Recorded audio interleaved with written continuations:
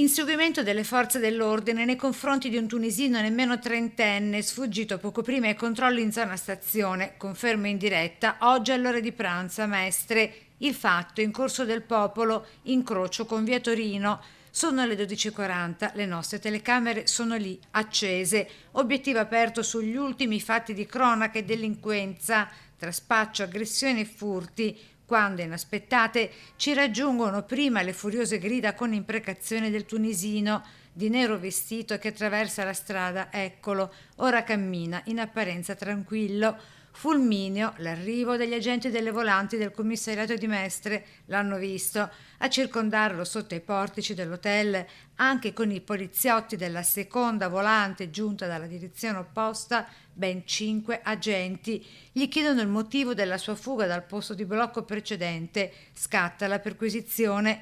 Nemmeno 2 minuti dopo, sul posto in supporto, pure un'auto della polizia locale di Venezia. Il suono delle sirene ne precede l'arrivo.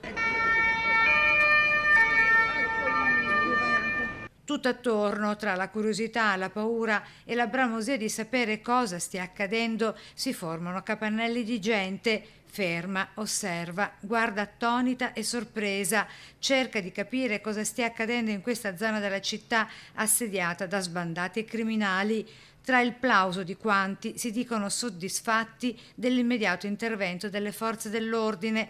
Poco prima questo imprenditore, proprietario dell'hotel Ambasciatori, stanco dell'insicurezza della zona, dopo che l'altra sera alle 21 una donna aveva chiesto riparo e aiuto presso la reception del suo albergo, aveva lanciato questo appello a sindaco e prefetto. Noi siamo abituati ormai come dire, a vivere in un quartiere multietnico, se però la sicurezza viene messa a rischio evidentemente c'è un problema, quindi io quello che chiedo è, oltre a dei blitz che sicuramente servono e sono significativi e portano alla ribalta un fenomeno, un problema che esiste, è avere dei presidi fissi di forze armate, dell'esercito, della polizia o dei carabinieri che servono da deterrenza ma che diano anche al cittadino o al turista la possibilità di sentirsi sicuro quando esce. Nel frattempo il tunisino fermato è stato successivamente accompagnato in ospedale a Mestre per capire se avesse ingerito ovuli di stupefacente o se ne subisse l'effetto o fosse semplicemente ubriaco.